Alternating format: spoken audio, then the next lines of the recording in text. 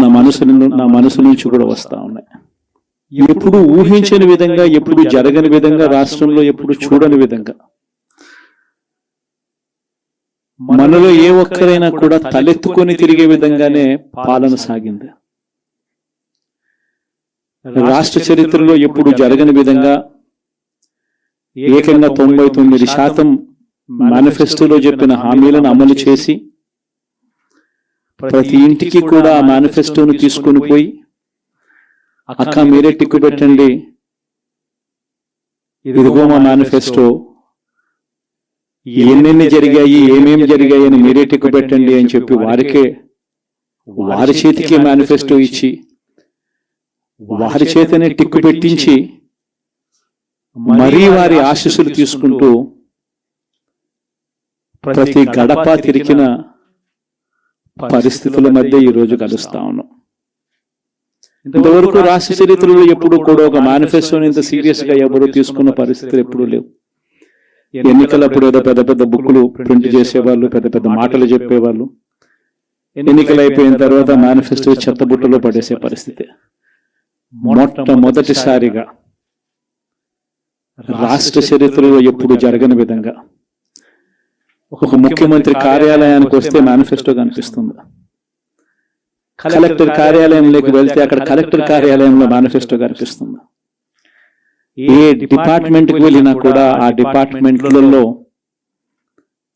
హెచ్ఓడీలు కానీ, సెక్రటరీలు కానీ ఎక్కడికి వెళ్ళినా కూడా వాళ్ళ కార్యాలయాలలో మన మేనిఫెస్టో కనిపిస్తుంది.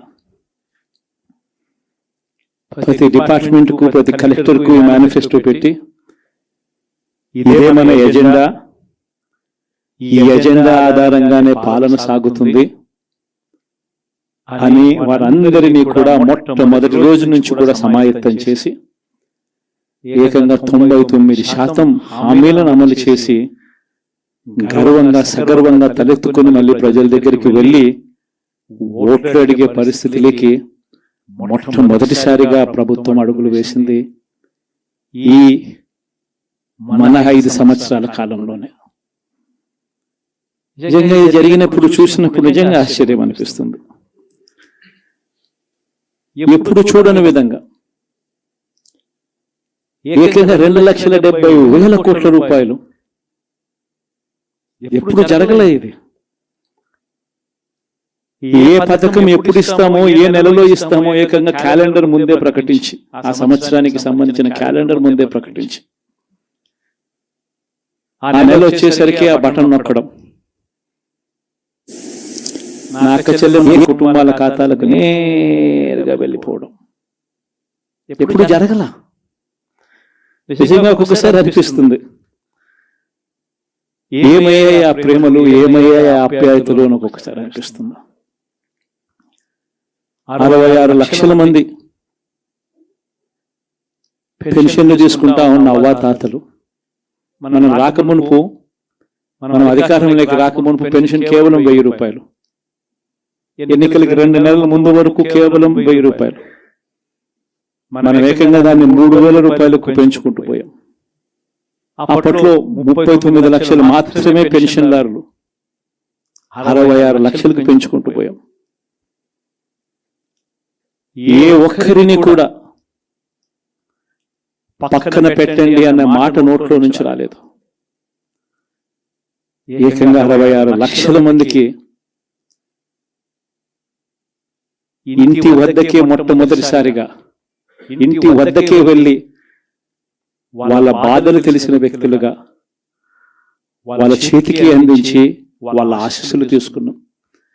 మరి ఏమయ్యా 66 లక్షల మంది అవ్వాతాతలు, ఆ వికలాంగులు, ఆ వితంతువులు, అక్క చెల్లెమ్మలు, వారి ఆప్యాయతలు, ప్రేమలు ఎప్పుడు జరగని విధంగా 54 లక్షల మంది తల్లులకు కేవలం మీ పిల్లలకు బడులకు పంపించండి చాలు, మీ పిల్లలు గొప్పగా చదవాలి, మీ పిల్లలకు మంచి భవిష్యత్తు ఉండాలి, 54 లక్షల మంది అమ్మలకు అమ్మఒడి. మరి ఏమయ్యాయి వాళ్ళ ప్రేమలు, వాళ్ళ ఆప్యాయతలు? ఏకంగా 53,58,000 మంది రైతన్నలకు. ఇంతకు ముందు ఎప్పుడు జరగల. పెట్టుబడి సమయం వచ్చేసరికి రైతన్నలకు పెట్టుబడి సహాయంగా రైతు భరోసా ఇచ్చే కార్యక్రమం. ఇప్పుడు చూడని విప్లవాత్మక మార్పులు వ్యవసాయ రంగంలో. ఏమయ్యాయి వారి ప్రేమలు, వారి ఆప్యాయతలు అంటే అది తెలియదు.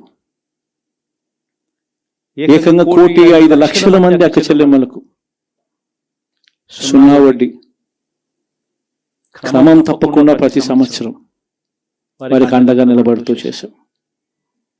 ఏకంగా 79,00,000 మంది అక్క చెల్లెమ్మలకు పూర్తిగా అప్పులతో కుదేలైపోయిన పరిస్థితుల్లో అండగా నిలబడుతూ ఆసరా అనే కార్యక్రమంతో అండగా తోడుగా నిలబడ్డాం.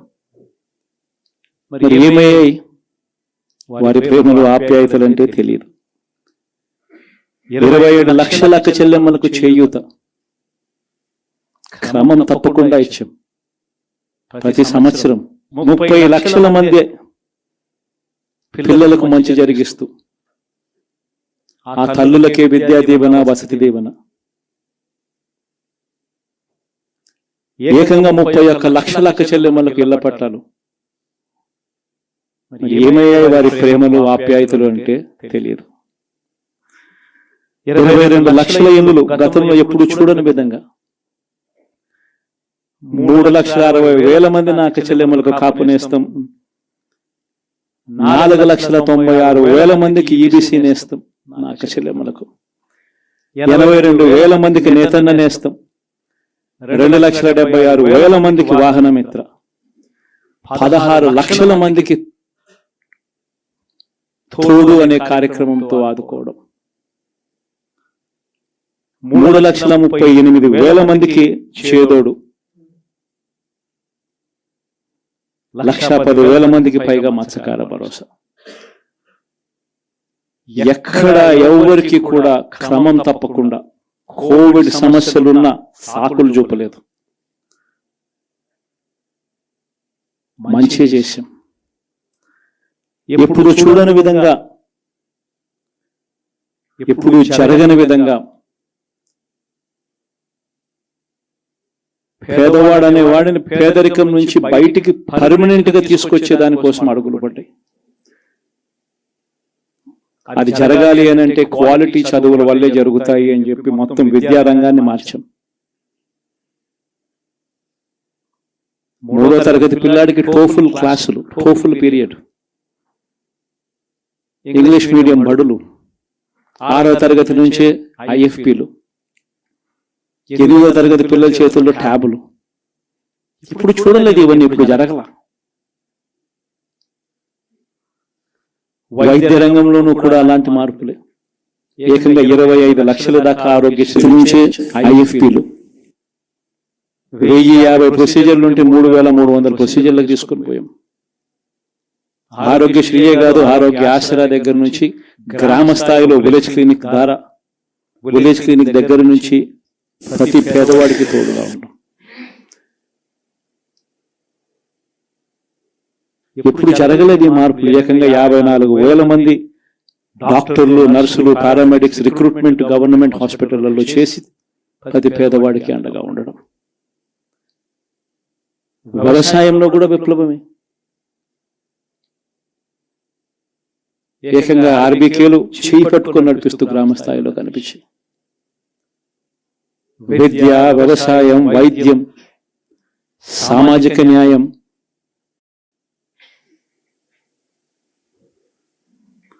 సుపరిపాలనలో ఎక్కడా కూడా తగ్గలేదు.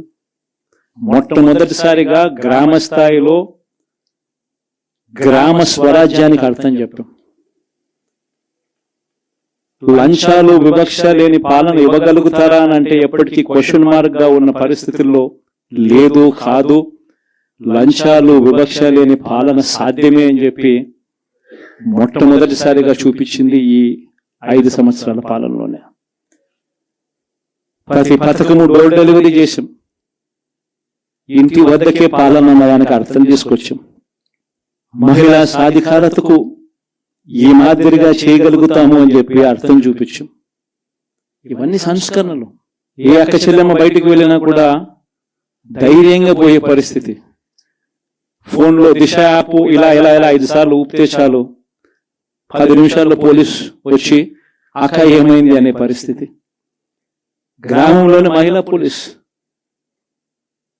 ఇప్పుడు చూడలేదు ఇవన్నీ. మరి ఇలాంటి గొప్ప మార్పులు, సంస్కరణలు ఇన్ని జరిగాక ఇప్పుడు చూడని పాలన ఈ మాదిరిగా ఇచ్చిన తర్వాత మరి ఎందుకు ఈ మాదిరిగా రిజల్ట్స్ వచ్చాయి? కనీసం ఇవేవి చేయకపోయిందంటే సరేలే ఇవన్నీ చేయలేదు కాబట్టి ప్రతిపక్షంలో కూర్చుంటున్నాము అనే దానికి అర్థం ఉండేది, ఇంత బాధ కూడా ఉండేది కాదు. కానీ ఇన్ని చేసిన తర్వాత, ఇప్పుడు చూడని మార్పులు తీసుకొచ్చిన తర్వాత ఇటువంటి రిజల్ట్ చూసినప్పుడు నిజంగా బాధ అనిపిస్తుంది. ఇంత జరిగిన తర్వాత కూడా ఏకంగా 40% ఓట్ షేర్తో ఈరోజు ప్రతిపక్షంలో ఉన్నాం. ఇంత జరిగిన పిమ్మట కూడా ఈ రోజు కూడా మనం చేసిన మంచి ఎక్కడికి పోలేదు. మనం చేసిన మంచి ఈ రోజుకి కూడా ప్రతి గడపలోనూ కనిపిస్తుంది, ప్రతి కుటుంబానికి తెలుసు. ఇంతకు ముందు గతంలో ఎప్పుడు జరగని విధంగా నా కుటుంబానికి, నా ఇంటికి మంచి జరిగింది, అది వైఎస్ఆర్సీపీ పాలనలోనే జరిగింది అన్నది ప్రతి ఇంటికి తెలుసు. ఆ చేసిన ఆ మంచి ఎక్కడికి పోలేదు. ఆ మంచి ఎప్పటికీ మనకు శ్రీరామ రక్షగానే బ్రతికే ఉంటుంది. మనం చేసిన ఆ మంచి బ్రతికే ఉంది. విశ్వసనీయతకు అర్థం చెబుతూ జగన్ ఏదైనా చెప్పాడు అనంటే మాట తప్పడు, మాట మీద నిలబడతాడు, మాట తప్పని పాలనే తాను ఇచ్చాడు అన్న విశ్వసనీయతకు అర్థం చెబుతూ మనం అందించిన పాలన కూడా ప్రజలు మర్చిపోరు. ఈరోజు కూడా ఈరోజు ప్రతిపక్షంలో ఉన్నా కూడా నేను చెప్తా ఉన్నా, గర్వంగా కూడా చెప్తా ఉన్నా, ఈ రోజు కూడా జగన్ అబద్ధాలు ఆడడు, జగన్ మోసం చేయడు. మళ్ళీ చంద్రబాబు చెప్పిన మాదిరిగానే అంతకన్నా ఎక్కువ అబద్ధాలు మనం చెప్పుంటే బాగుండేదేమో, ఆ 10% మనతోనే నిలిచి ఉండేవాళ్ళేమో, అలా చేసి ఉంటే బాగుండేదేమో అని చెప్పి కూడా చాలా మంది కనిపించవచ్చు కూడా. మరీ జగన్ ముక్కుసూటి మనిషి, మరీ జగన్ రాజకీయాలలో మరీ నిజాయితీగా ఉంటాడు, ఇంత నిజాయితీగా ఉండడం కరెక్ట్ కాదేమో అని. కానీ ఒకటే చెప్తా ఉన్నా, ఓడిపోయిన పర్వాలా, అధికారం కోసం అబద్ధాలు చెప్పడం, అధికారం కోసం మోసం చేయడం ధర్మం కాదనే, న్యాయం కాదనే జగన్ ఎప్పుడు నమ్ముతాడు. 2014లో కూడా ఇదే నమ్మాను. సాధ్యం కానిది సాధ్యం కాదు అని నేను చెప్పాను. చంద్రబాబు నాయుడు ఏమో వ్యవసాయ రుణాలు మాఫీ దగ్గర నుంచి అన్నీ కూడా చేస్తానని చెప్పి, ఆ తర్వాత మళ్ళీ 2019 వచ్చేసరికి చేయక ప్రజలు రెట్టించిన ఉత్సాహంతో మళ్ళీ మనల్ని తీసుకొచ్చారు. మళ్ళీ ఈరోజు కూడా అదే జరుగుతుంది. 2029 వచ్చే నాటికి వచ్చేసరికి చంద్రబాబు నాయుడు చెయ్యని హామీలను, మోసం చేసిన పరిస్థితులను ప్రజలు ఏ స్థాయిలో గుర్తుపెట్టుకుని మళ్ళీ మనల్ని ఆశీర్వదిస్తారు అనంటే, చంద్రబాబు నాయుడుకు సింగిల్ డిజిట్లలోనే నెంబర్స్ వచ్చే పరిస్థితి కూడా ఆ రోజు కూడా దూరంగా లేదు. ఇది వాస్తవం. ఈరోజు మనం చేసిన మంచి ఎక్కడికి పోలేదు. మనం విశ్వసనీయతతో చేసిన రాజకీయాలు కూడా ఎక్కడికి పోలేదు. ప్రజలకు మళ్ళీ దగ్గరయ్యే కార్యక్రమాలు, ప్రజలకు తోడుగా ఉండే కార్యక్రమాలు, ప్రజల తరపున పోరాటం చేసే కార్యక్రమాలు కూడా జరుగుతాయి. అసెంబ్లీలో బహుశా మనం చేయగలిగింది తక్కువే ఉంటుంది, ఎందుకంటే మనకు వచ్చిన సంఖ్యాబలం కూడా చాలా తక్కువే. పైగా కౌరవ సామ్రాజ్యం లేకపోతా ఉన్నాం. ఏకంగా స్పీకర్ పదవికి తీసుకోబోయే వ్యక్తి ఎంత సిగ్గు లేకుండా సోషల్ మీడియాలో వైరల్ అవుతా ఉంది. వాళ్ళు మాట్లాడుతా ఉన్న మాటలు. ఒకడంటాడు జగన్ ఓడిపోయాడు, ఇంకా చనిపోలేదు అని ఒకడు అంటాడు, ఇంకా చావలేదు అని ఒకడు అంటాడు, ఇంకొకడు అంటాడు చచ్చేదాకా కొట్టాలి అని ఇంకొకడు అంటాడు. నిజంగా ఇలాంటి కౌరవ సామ్రాజ్యంలోకి మనం పోతా ఉన్నాం. ఆ వ్యక్తి ఇప్పుడు స్పీకర్ కాబోతున్నాడట. ఇలాంటి పరిస్థితుల మధ్య ఆ కౌరవ సామ్రాజ్యంలో అసెంబ్లీలో ఏదో మనం చేయగలుగుతామని చెప్పి నాకైతే నమ్మకం లేదు. కానీ పాపాలు పండే కొద్దీ ప్రజలతో కలిసి ప్రజల మధ్య నిలబడి పోరాటం చేసే కార్యక్రమాలు అయితే రాబోయే రోజుల్లో ముమ్మరంగా స్పీడ్ అందుకుంటాయి. అదే జగన్ పరిపాలనలో కులం చూడలేదు, మతం చూడలేదు, ప్రాంతం చూడలేదు, చివరికి ఏ పార్టీకి ఓటు వేశారని కూడా చూడలేదు. ప్రతి పథకాన్ని డోర్ డెలివరీ చేయించాడు జగన్, మన వైఎస్ఆర్ కాంగ్రెస్ పార్టీ. కానీ ఈరోజు కేవలం వాళ్ళ పార్టీకి ఓటు వేయలేదు అన్న ఒకే ఒక్క కారణంతో ఏకంగా మనుషులను కొడతా ఉన్నారంటే, ఆస్తులను ధ్వంసం చేస్తా ఉన్నారు అంటే, ఓటు వేయని వారిని అవమానిస్తా ఉన్నారు అనంటే, నిజంగా ప్రతి గ్రామంలోనూ ఇంత అన్యాయంగా వ్యవహరిస్తున్నారు అనంటే, శిశుపాలుని పాపాలు పండడం చాలా వేగంగా పడతా ఉన్నాయి. పాపాలు పడ్డే కార్యక్రమాలు ఎప్పుడు చూడాల. మన పరిపాలనలో, మీ జగన్ పరిపాలనలో ఏకంగా మేనిఫెస్టో అన్నది ప్రతి గవర్నమెంట్ అధికారి ఆఫీస్లో కనిపించేది. కలెక్టర్ల కార్యాలయాల్లో మొదలు పెడితే సెక్రటరీల కార్యాలయాల దగ్గర నుంచి, హెచ్ఓడి కార్యాలయాల దగ్గర నుంచి ముఖ్యమంత్రి కార్యాలయాల్లో మన మేనిఫెస్టో కనిపిస్తూ ఉంటే, కనిపించే పాలన మనదైతే ఇప్పుడు హోర్డింగ్లు పెడుతున్న రెడ్ బుక్స్ అని, రెడ్ బుక్ అని హోర్డింగ్లు పెట్టి ఆ రెడ్ బుక్ లో కక్ష సాధింప చేయబోయే అధికారులు ఎవరు, ఎవరిని కొట్టాలి, ఎవరిని నాశనం చేయాలి అని చెప్పి ఏకంగా పేర్లు రాసి రెడ్ బుక్ అని చెప్పి దాన్ని ప్రకటించి ఏకంగా హోర్డింగ్లు పెట్టి ఆ రెడ్ బుక్ అనేది ఏదో ఘనకార్యం చేస్తా ఉన్నట్టుగా రెడ్ బుక్స్ లో ఉన్న పేర్లన్నింటినీ కూడా మేము వాళ్ళని కొడతాము, వాళ్ళని చంపుతాము, వాళ్ళ మీద అఘాయిత్యాలు చేస్తాము, అన్యాయాలు చేస్తాము అని చెప్పి ఏకంగా నిస్సిగ్గుగా దౌర్జన్యం చేస్తా ఉన్న పరిస్థితులు కనిపిస్తా ఉన్నాయి. శిశుపాలుని పాపాలు వేగంగా పడుతా ఉన్నాయి. మొట్టమొదటిసారిగా కేంద్రంలో కేవలం 272 స్థానాలకు 273 స్థానాలకు గాను మెజారిటీ రావాలనంటే 240 స్థానాలకి వచ్చి ఆగిపోయింది బీజేపీ. 240 స్థానాలకి ఆగిపోయిన పరిస్థితులు మొట్టమొదటిసారిగా కేంద్రంలో ఉన్న పార్టీకి పూర్తి మెజారిటీ లేదు. 240 స్థానాలకి ఆగిపోయిన పరిస్థితులు. మరో పక్క చంద్రబాబు నాయుడు గారికి 16 స్థానాలు అంటాడు. ఎన్డీఏలో తానే చక్రం తిప్పుతా అన్నట్టుగా మోడీ పక్కనే కూర్చొని కనిపిస్తాడు. మరి ఇలాంటి పరిస్థితుల్లో కూడా రాష్ట్రానికి రావాల్సిన ప్రత్యేక హోదా అడక్కపోవడం, ఇలాంటి పరిస్థితుల్లో కూడా రాష్ట్రానికి రావాల్సిన ప్రత్యేక హోదా అడక్కపోవడం, అడిగి సాధించుకోకపోవడం శిశుపాలుని తప్పుల్లో, వరుస తప్పుల్లో, పాపాల్లో ఇవన్నీ కూడా బాగాలే. ఇటువంటి పరిస్థితుల్లో కూడా రాష్ట్రానికి రావాల్సినవి, కావాల్సినవి అడగలేని పాలన, అడగలేని మనిషి రాష్ట్రానికి ఏం సమాధానం చెప్తాడు, రాష్ట్ర పిల్లలకి ఏం సమాధానం చెప్తాడు, రాష్ట్రంలో ఉన్న యువకులకు, పిల్లలకు ఏం సమాధానం చెప్తారు? శిశుపాలుని పాపాల్లో ఇవన్నీ కూడా ఇప్పటికే వేగంగా కూడా అందుకుంటా ఉన్నాయి.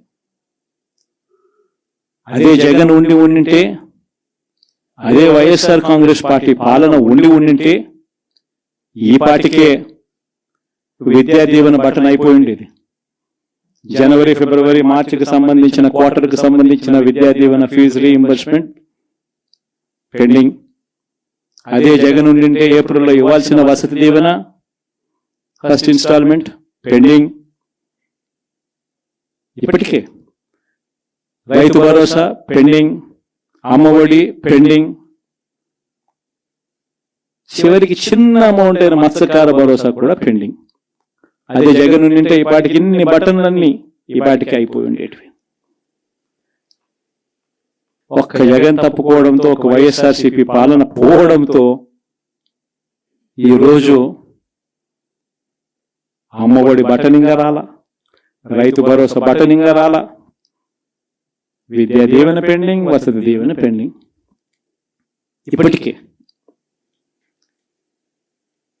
ఇక ఇదే అంటుకుంటూ పోతుంది.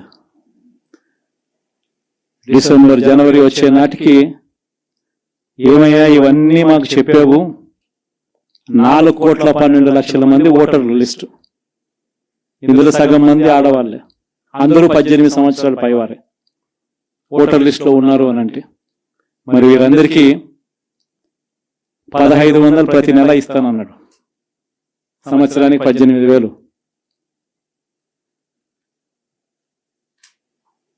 ఇందులో పెన్షన్లు తీసుకునే వాళ్ళు ఒక 30 లక్షల మందిని బహుశా ఆడవాళ్ళకి పక్కన పెట్టినా కూడా 60 సంవత్సరాల పైన ఉన్న వాళ్ళు అని పక్కన పెట్టినా మిగిలిన 1,80,00,000 మంది ఎదురు చూస్తున్నారు. అప్పుడే చంద్రబాబు వచ్చేసాడు, చాలా రోజులు అయిపోయింది, ఇంతవరకు మాకు రావాల్సిన 1,500 నెలలా ఇస్తానన్న 1,500 ఇంకా రాలేదేమో అని చెప్పి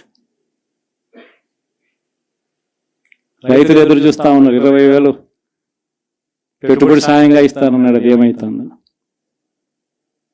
దాదాపు 1,00,000 మంది పిల్లలు పైగా ఉంటారు, బళ్ళకు పోయే పిల్లలందరికీ ఇస్తామన్నాడు. అమ్మఒడి కింద వాళ్ళ పథకం ఏదైతే నేను దాని కింద 15,000 అని చెప్పి ఆ తల్లులకు 15,000 కోట్లు, దానికి వెయిట్ చేస్తా ఉన్నారు. ఇవన్నీ వెయిట్ చేస్తా ఉన్నారు. ఇవన్నీ ఏవి కూడా అడుగులు ముందు పడని పరిస్థితి. ఇవన్నీ కూడా డిసెంబర్ జనవరికి వచ్చేసరికి అన్నీ కూడా ఊపందుకుంటాయి, వేడందుకుంటాయి. హనీమూన్ పీరియడ్ అనేది ఆగిపోతుందా? వైఎస్ఆర్ కాంగ్రెస్ పార్టీ చేయాల్సిన పనులు చెప్తా ఉన్నా. ఈ ఓడిపోయాము అన్న ఈ భావన మనసులో నుంచి తీసేయండి.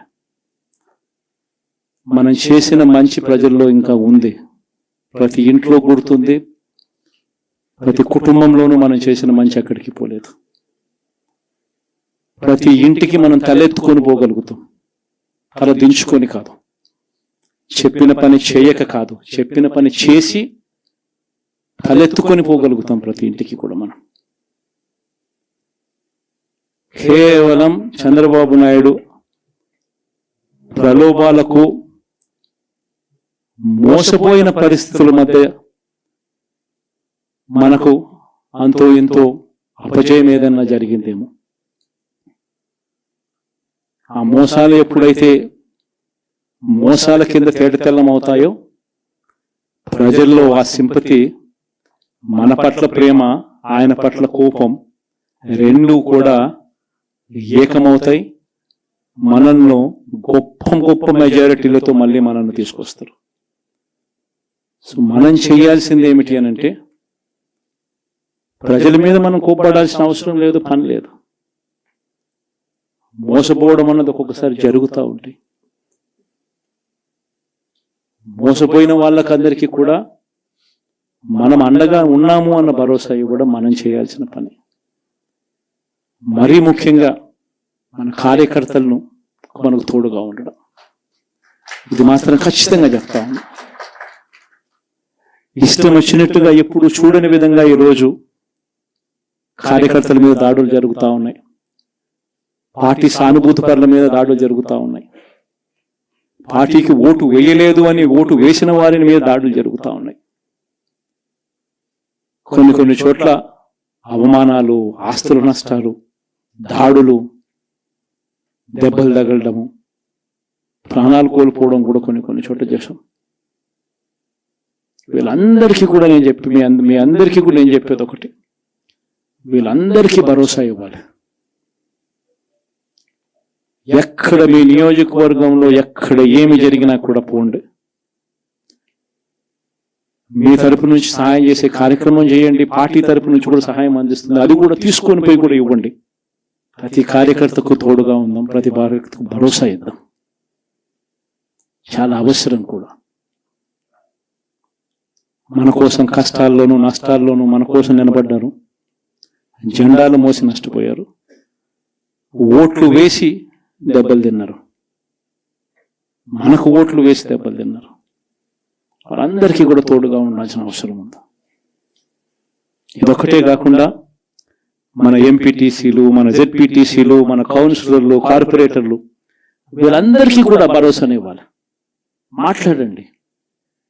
మన పార్టీ మీద అభిమానం చూపించే ఏ వ్యక్తి అయినా మన కార్యకర్తే. ఇలాంటి వాళ్ళందరికీ కూడా తోడుగా ఉండే కార్యక్రమాలు ఖచ్చితంగా జరగాలి. ఇవన్నీ కూడా ఖచ్చితంగా చేయమని మిమ్మల్ని అందరినీ కూడా కోరుతా ఉన్నా. సీరియస్గా నేను చెప్పిన ఈ విషయాలన్నీ కూడా పరిగణలోకి తీసుకోమని కోరుతా ఉన్నా. అండ్ ఇంతవరకు సినిమా జరిగింది ఓన్లీ ఇంటర్వెల్లే. శకుని పాచికల్లో కౌరవులు పాండవుల మధ్య యుద్ధం కూడా గమనిస్తే శకుని పాచికలు అనే సబ్జెక్టు ఓన్లీ ఇంటర్వెల్లే. అప్పుడు శ్రీకృష్ణుడు సమక్షంలోనే జరుగుతుంది. శ్రీకృష్ణుడు ఉండగానే పాండవులు ఓడిపోతారు, శకుని పాచికలతోనే ఓడిపోతారు. ఎప్పుడైనా కూడా మంచే గెలుస్తుంది, ధర్మమే గెలుస్తుంది, విశ్వసనీయతే గెలుస్తుంది, న్యాయం నిజం గెలుస్తుంది, ధర్మమే గెలుస్తుంది. మనం ధర్మం వైపునే ఉన్నాం, ధర్మంగానే రాజకీయాలు చేశాం, విశ్వసనీయతతోనే రాజకీయాలు చేశాం, తలెత్తుకుని ఉండే మాదిరిగానే రాజకీయాలు చేశాం. తల దించుకొని పోయే రాజకీయాలు ఎప్పుడూ చేయలేదు. ఒక అర్జునుడు మాదిరి గెలిచి వస్తాడు, ప్రజలు ఆశీర్వదిస్తాడు. కాబట్టి ప్రతి ఒక్కరు ఇది గుర్తుపెట్టుకోండి.